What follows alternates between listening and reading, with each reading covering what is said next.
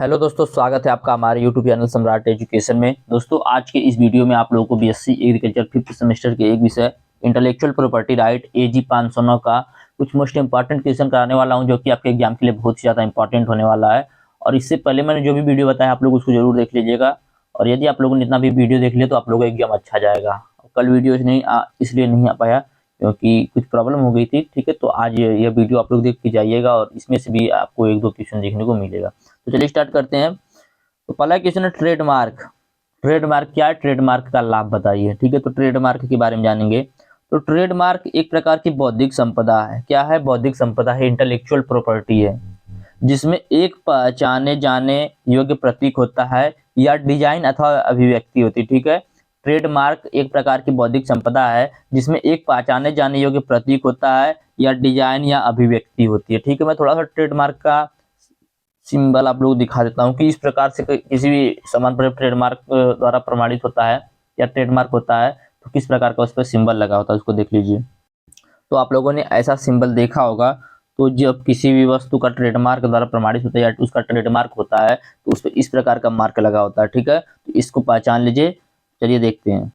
Trademark एक प्रकार की बौद्धिक संपदा है, इंटेलेक्चुअल प्रॉपर्टी, जिसमें एक पहचाने जाने वाले योग्य प्रतीक होता है। ठीक है, जिसमें एक पहचाने जाने योग्य प्रतीक होता है, जैसा कि मैंने आप लोगों को दिखा दिया, या डिजाइन अथवा अभिव्यक्ति होती है।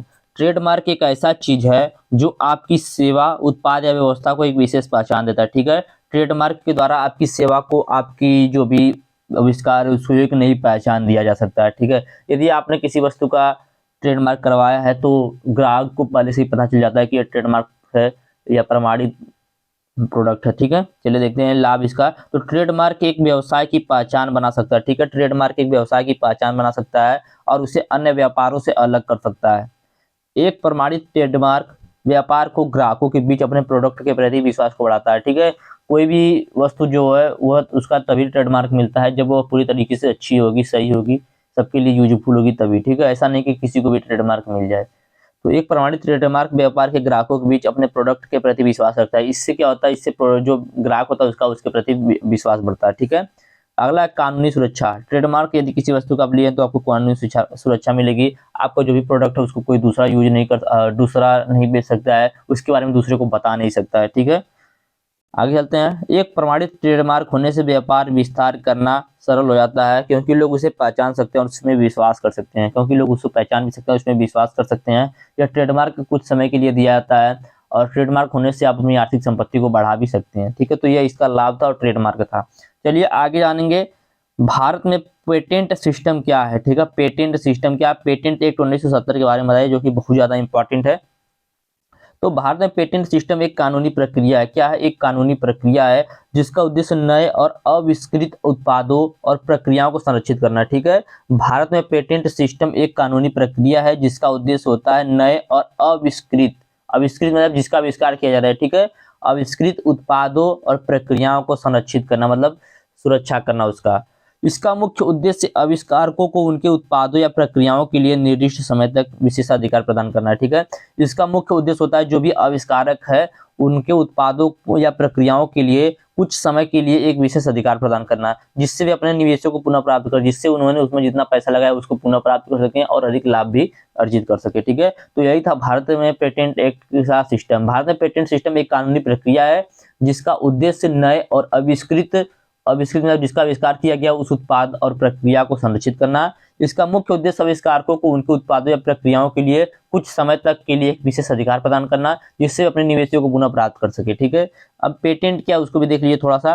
तो पेटेंट एक कानूनी दस्तावेज है। पेटेंट एक कानूनी दस्तावेज है जिससे किसी व्यक्ति या कंपनी को उनके आविष्कार की पहचान और संरक्षण का अधिकार मिलता है। ठीक है, पेटेंट एक कानूनी दस्तावेज है जिससे किसी व्यक्ति या कंपनी को उनके आविष्कार की पहचान और संरक्षण का अधिकार मिलता है। यह अन्य लोगों को उस आविष्कार का उपयोग करने से रोकता है। ठीक है, पेटेंट जो होता है अन्य लोग, जैसे पेटेंट किसी का रहेगा तो वह अन्य लोग उसका यूज नहीं कर सकते, उन्हें अन्य लोगों को इसका आविष्कार का उपयोग करने से रोकता है। ठीक है, तो ये पेटेंट था। पेटेंट एक कानूनी दस्तावेज है, जैसा कि मैंने आप लोग बताया, जिससे किसी व्यक्ति या कंपनी को उनके आविष्कार और पहचान का संरक्षण और अधिकार मिलता है। चलिए चलते हैं आगे, देखते हैं अगला क्वेश्चन। मैं भी इसी में थोड़ा सा और देखेंगे। ठीक है, थोड़ा सा इसको डिटेल में समझेंगे हम लोग। तो चलिए समझ लेते हैं इसको थोड़ा सा डिटेल में। पेटेंट अधिनियम 1970 क्या है, जो कि एग्जाम बार बार पूछता है। तो भारतीय पेटेंट अधिनियम 1970 दर्शाता है कि एक नवाचार का मतलब क्या होता है, इनोवेशन कोई नई आविष्कार, ठीक है। तो भारतीय पेटेंट एक्ट 1970 दर्शाता है कि एक नवाचार जो एक उत्पाद या एक प्रक्रिया हो सकती है जो आमतौर पर किसी कार्य को करने का एक अनूठा तरीका या किसी समस्या के लिए नवीनतम अभिनव समाधान प्रदान करती है, ठीक है। पेटेंट के माध्यम से एक विशेष लाइसेंस दिया जाता है। पेटेंट प्राप्त करने के लिए नवाचार से संबंधित तकनीक विवरण का पेटेंट फाइलिंग सार्वजनिक रूप से प्रकट किया जाना चाहिए। ये देखते हैं भारतीय पेटेंट कानून का इतिहास उस वर्ष 1911 के भारतीय पेटेंट और डिजाइन अधिनियम के पारित होने के साथ शुरुआत हुआ है, ठीक है। भारतीय पेटेंट कानून का इतिहास उस वर्ष 1911 के भारतीय पेटेंट और डिजाइन अधिनियम के पारित होने के साथ शुरू हुआ। पेटेंट अधिनियम 1970 वह कानून है जो अभी भी भारत में पेटेंट को नियंत्रित करता है। अभी भी भारत में पेटेंट को नियंत्रित करता है, पेटेंट एक्ट 1970। यह पहली बार 1972 में लागू हुआ था, ठीक है। पेटेंट डिजाइन और ट्रेडमार्क महानियंत्रक विभाग या CGPDTM भारतीय पेटेंट अधिनियम 1970 की निगरानी के लिए जिम्मेदार होता है, ठीक है। पेटेंट कार्यालय के मुख्यालय के अलावा मुंबई, नई दिल्ली, चेन्नई और कोलकाता में भी कार्यालय है। CGPDTM मुख्यालय मुंबई में है। राष्ट्रीय बौद्धिक संपदा प्रबंधन संस्थान और पेटेंट सूचना प्रणाली केंद्र दोनों नागपुर में स्थित हैं, ठीक है। तो ये सब पूछता है कहाँ पर स्थित, इसलिए मैं बता रहा हूँ। चलिए चलते हैं आगे। तो अगला प्रश्न है जैव विविधता संरक्षण का मुख्य उद्देश्य एवं विशेषता बताइए, ठीक है। तो देखिए समय बहुत कम था, इसकी वजह से मैंने टाइप कर लिया है। तो चलिए देखते हैं। तो जैव विविधता संरक्षण का मुख्य उद्देश्य एवं विशेषता है। जैव विविधता का संरक्षण, तो जैव विविधता संरक्षण और सुरक्षा के लिए समझौता का मुख्य लक्ष्य है, ठीक है। इसे बनाए रखने और बढ़ाने के लिए सबको साझा दायित्व होता है। जैव विविधता को बढ़ाने के लिए और सुरक्षा करने के लिए सबका बराबर का दायित्व होता है। सुरक्षित क्षेत्रों की स्थापना, इसका पहला लक्ष्य है सुरक्षित क्षेत्रों की स्थापना। समझौता ने ऐसे क्षेत्रों की बनावट की जरूरत पर जो विविधता की रक्षा के लिए महत्वपूर्ण, ठीक है। समझौता ने ऐसे क्षेत्रों की बनावट की जरूरत पर जो जैव विविधता की सुरक्षा के लिए महत्वपूर्ण है, ठीक है। जैव विविधता से संबंधित संशोधनों का समर्थन किया गया। तो जैव विविधता के संबंधित वैज्ञानिक और तकनीक संशोधनों की प्रोत्साहन करना ताकि इसे सहेजा जा सके, तो इसका एक उद्देश्य यह भी है, ठीक है। सशक्तिकरण और सहयोग, तो उच्च और मध्य आय स्तर के देशों को जैव विविधता के संरक्षण में सहयोग करने के लिए सशक्तिकरण की दिशा में कदम उठाना, इसका यह उद्देश्य है, ठीक है। जैव विविधता से संबंधित ज्ञान का सबसे सुरक्षित और विश्वसनीय स्रोत बनाना। स्थानीय जनसंख्या को जैव विविधता के संरक्षण के लिए जागरूक बनाने रखने के लिए ज्ञान को सुरक्षित रखना, यह इसका उद्देश्य है। जैव विविधता से जुड़े अंतर्राष्ट्रीय व्यापार में सही मूल्य तय करना इसका उद्देश्य है, ठीक है। तो यह सबसे इसके उद्देश्य जैसा कि मैंने आप लोग बताया। चलिए देखते हैं इसका क्या क्या विशेषता है, फीचर क्या क्या है। तो 3 पिलर्स, इसके 3 पिलर हैं, ठीक है। इसके 3 पिलर हैं, किसके, आपके जैव विविधता के, बायोडाइवर्सिटी के, ठीक है। जैव विविधता संरक्षण के लिए समझौता के 3 पिलर्स हैं, सुरक्षित क्षेत्रों की बनावट, सस्ती प्रणाली और संसाधनों का सही तरीके से उपयोग, ठीक है। तो इसके 3 पिलर हैं, कौन कौन से, सुरक्षित क्षेत्रों की बनावट, सस्ती प्रणाली और संसाधनों का सही तरीके से उपयोग। अगला पॉइंट है सहयोग संबंध स्थापित करना। तो विभिन्न देशों और संगठनों के बीच सहयोग और संबंध स्थापित करना जैव विविधता संरक्षण का महत्वपूर्ण उद्देश्य है, ठीक है। विकास दृष्टिकोण, तो समझौता विकास के साथ जैव विविधता संरक्षण को समाहित करता है और स्थानीय समुदायों को सुरक्षित जीवन और विकास के लिए सुझाव देने का अधिकार प्रदान करता है, ठीक है।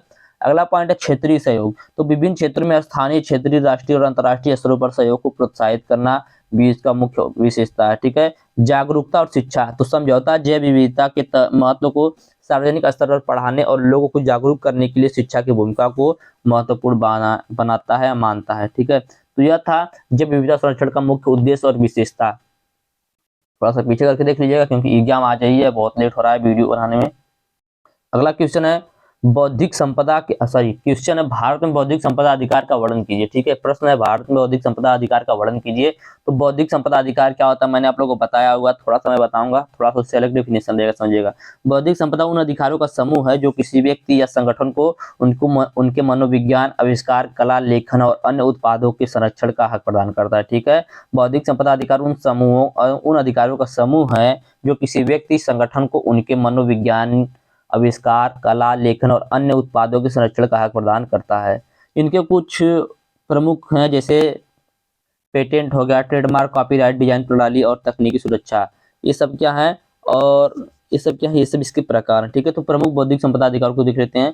पेटेंट क्या होता है, तो पेटेंट मैंने आप लोग बताया कि यह एक अधिकार होता है, एक आविष्कार को सुरक्षित करने की अनुमति देता है जिस आविष्कार को निर्दिष्ट समय के लिए मोनोपाली मिलती है, मतलब सुरक्षा मिलती है। अगला है ट्रेडमार्क। तो यह अधिकार एक विशिष्ट चीज, लोगो या ब्रांड को संरक्षित करने की अनुमति देता है ताकि उपभोक्ता तक उसकी पहचान हो सके। ठीक है, अगला कॉपीराइट। तो यह अधिकार लेखनात्मक और कलात्मक रचनाओं को सुरक्षित करने की अनुमति देता है। कॉपीराइट जो होता है यह लेखनात्मक और कलात्मक रचनाओं को सुरक्षित करने की अनुमति देता है। अगला डिजाइन प्रणाली। तो यह अधिकार उत्पादों को डिजाइन सुरक्षित करने की अनुमति देता है। और अगला है उद्यम गोपनीयता, ट्रेड सीक्रेट। तो यह अधिकतर व्यापारिक जानकारी और प्रक्रियाओं को सुरक्षित रखने की अनुमति देता है। यह ट्रेड सीक्रेट भी एग्जाम में बार बार पूछता है, इसके बारे में थोड़ा सा बताऊंगा मैं आगे, और पीछे भी मैंने इसके बारे में बताया हुआ है। ठीक है, चलिए देखते हैं भारत में भारतीय कानून में बौद्धिक संपदा अधिकार।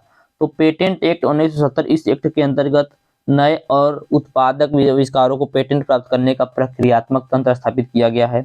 दूसरा है ट्रेडमार्क 1999, याद रखिएगा सब पूछता है, ट्रेडमार्क 1999। तो इस एक्ट के अंतर्गत विभिन्न प्रकार के ट्रेडमार्क को पंजीकृत करने और संरक्षित करने की प्रक्रिया स्थापित की गई है। अगला है कॉपीराइट एक्ट 1957। तो यह एक लेखनात्मक और कलात्मक रचनाओं को सुरक्षित करने के लिए दिया जाता है। अगला है डिजाइन एक्ट 2000। तो इस एक्ट के तहत उत्पादों के डिजाइन को पंजीकृत करने और सुरक्षित करने के लिए विधियों को स्थापित किया गया है। अगला है उद्यम गोपनीयता मतलब ट्रेड सीक्रेट। तो भारत में उद्यम गोपनीयता को सुनिश्चित करने के लिए कानूनी प्रावधान है जो न्यायिक स्तर पर संज्ञान किया जा सकता है। ठीक है, तो यह था आपका दूसरा। अगला क्वेश्चन जो कि मैंने बताया भारत में बौद्धिक संपदा अधिकार क्या है, मैंने इसमें बहुत सारी चीजों को आप लोगों को बता दिया है। तो उम्मीद करते हैं वाला क्वेश्चन भी आपको समझ में आ गया होगा। जो बोल रहे हैं थोड़ा जल्दी जल्दी इसलिए क्योंकि अभी एग्जाम है 8 बजे से, और टाइम कितना हो रहा है, टाइम हो रहा है आप लोगों का 5:47। ठीक है, चलिए चलते हैं आगे। ट्रेड सीक्रेट क्या है उसके बारे में जानेंगे। तो व्यापार रहस्य एक कंपनी की बौद्धिक संपदा है जो सार्वजनिक नहीं हो सकती। ठीक है, किसी कंपनी की जब कोई बात या कोई संपत्ति सब सार्वजनिक नहीं होती उसको बोलते हैं क्या, ट्रेड सीक्रेट। तो व्यापार रहस्य एक कंपनी की बौद्धिक संपदा है जो सार्वजनिक नहीं है, इसका आर्थिक मूल्य और इसमें जानकारी होता है। वे प्रतिस्पर्धात्मक लाभ प्राप्त करने के लिए उपयोग किए जाने वाला एक फार्मूला, नुस्खा या प्रक्रिया हो सकता है। व्यापार रहस्य के रूप में अर्हता प्राप्त करने के लिए कंपनियों को मालिकाना जानकारी की सुरक्षा के लिए सक्रिय रूप से काम करना चाहिए। एक बार जब जानकारी सार्वजनिक हो जाती है तो यह व्यापार रहस्य कानूनों के तहत संरक्षित नहीं रह जाती। 18 यूएसई के अनुसार संपत्ति मूर्त या अमूर्त हो सकती है और एक व्यापार रहस्य में ऐसी जानकारी शामिल हो सकती है। ठीक है, तो यह था आपका ट्रेड सीक्रेट, थोड़ा सा समझ में तो आया ही होगा। चलिए चलते हैं आगे। इसके पहले के मैंने जो भी वीडियो बनाया आप लोग उसको जरूर देख लीजिएगा। अगला क्वेश्चन है पौध प्रजातियों का पंजीकरण PPV protection of plant variety और FR act farmer right act 2001 के तहत किस प्रकार किया जा सकता है। ठीक है, इसका पंजीकरण आप लोग पीपीवी और एफआर एक्ट में किस प्रकार करेंगे, चलिए देखते हैं। तो सुरक्षित पौध वार्ता और जैव विविधता संरक्षण कानून 2001 जिसे बोलते हैं प्रोटेक्शन ऑफ प्लांट वैरायटी और फार्मर राइट एक्ट 2001।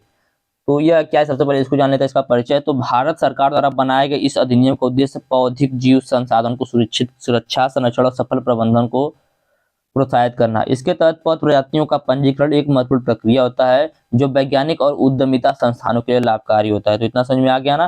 चलिए देखते हैं इसके लिए क्या क्या एलिजिबिलिटी होनी चाहिए आपको पौध प्रजाति के पंजीकरण करने के लिए पीपीवी और एफआर एक्ट 2001 के अंडर में। ठीक है, तो क्या क्या एलिजिबिलिटी होनी चाहिए, पात्रता होनी चाहिए।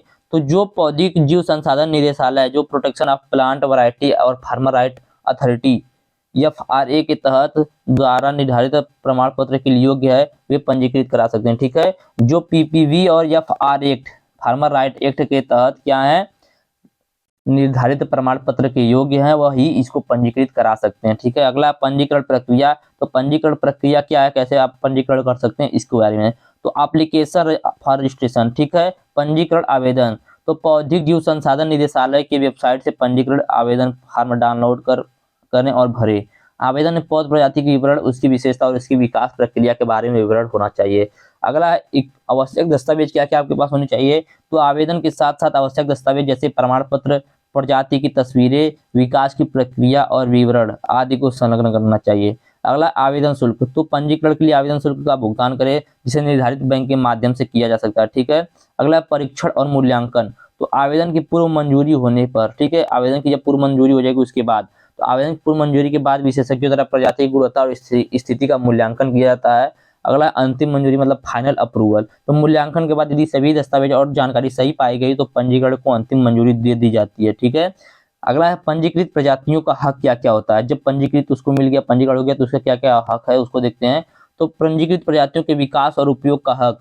तो पंजीकृत प्रजातियों के विकास और उपयोग का अधिकार प्राप्त होता है जिससे उन्हें निर्माण, विपणन और अन्य उपयोग के लिए लाभ होता है। ठीक है, अगला है विनिमृति एक्सक्यूटिव। तो पंजीकृत प्रजातियों का उपयोग केवल पंजीकृत धारकों को ही करने की अनुमति होती है, जिससे उन्हें एक समय अनुसूचित होता है। ठीक है, अगला है संरक्षण की अवधि। तो पंजीकृत प्रजातियों के संरक्षण प्राप्ति की तारीख से 15 वर्ष तक की होता है। ठीक है, पंजीकृत प्रजातियों का संरक्षण प्राप्ति जब से आप उसको प्राप्त किए उस तारीख से 15 वर्ष तक के लिए होता है, जिसके बाद इसे नवीनीकरण किया जा सकता है। ठीक है, संक्षेप में कहें तो पीपीवी या प्लांट प्रोटेक्शन वैरायटी और फार्मर राइट एक्ट 2001 के तहत पौधिक जीव संसाधनों के पंजीकरण का उद्देश्य उनकी सुरक्षा और सफल प्रबंधन को प्रोत्साहित करना है। प्रक्रिया में आवेदन, प्रमाण पत्र, मूल्यांकन और हक की प्राप्ति शामिल होती है। तो मैंने आप लोगों को बता दिया कि आप लोग प्लांट प्रोटेक्शन वैरायटी और फार्मर राइट एक्ट 2001 के तहत अपने रजिस्ट्रेशन कैसे कर सकते हैं, क्या क्या प्रोसेस है, क्या क्या आपके पास डॉक्यूमेंट होनी चाहिए, सब कुछ मैंने बता दिया। अब कुछ फुल फॉर्म वाले प्रश्न जो कि आपके एग्जाम के लिए बहुत ज्यादा इंपॉर्टेंट, उनको आप लोग देख लीजिए। जैसे पूछता है, पहला क्वेश्चन आप लोगों का रहेगा WIPO। तो WIPO का पूरा नाम होता है world intellectual property organisation. World intellectual property organisation याद रखिएगा, बहुत ज्यादा इंपॉर्टेंट है। अगला ट्रिप्स। तो ट्रिप्स का पूरा नाम होता है trade related aspects of intellectual property right. ठीक है, trade related aspects of intellectual property right, trips का पूरा नाम है। अगला है पीपीबी। तो पीपीबी का पूरा नाम होता है protection data bank. Protection data bank PPB, इसका पूरा नाम होता है protection of plant variety. Protection of plant variety FRA का पूरा नाम होता है फार्मर राइट एक्ट। ठीक है, अगला है आईपीआर का पूरा नाम होता है इंटेलेक्चुअल प्रॉपर्टी राइट। अगला है WTO, इसका पूरा नाम होता है वर्ल्ड ट्रेड ऑर्गेनाइजेशन। इसके बारे में पढ़ लीजिएगा, वर्ल्ड ट्रेड ऑर्गेनाइजेशन। अगला यूपीओवी। तो यूपीओवी का पूरा नाम होता है international union for the protection of new variety of plant. International union of the या for the protection of new variety of plant. ठीक है, अगला है गैट। ठीक है, गैट, तो इसका पूरा नाम क्या होता है, जो कि एग्जाम में आएगा आज। तो गैट का पूरा नाम होता है general agreement tariff and trade. ठीक है, general agreement of tariff and trade. ठीक है, तो यही इतने क्वेश्चन थे। उम्मीद करते हैं क्वेश्चन आपको अच्छे समझ में आ गए होंगे। वीडियो अच्छा लगा तो वीडियो को लाइक कीजिएगा, चैनल को सब्सक्राइब कीजिएगा और अपने दोस्तों के पास शेयर भी जरूर कीजिएगा। धन्यवाद, जय हिंद।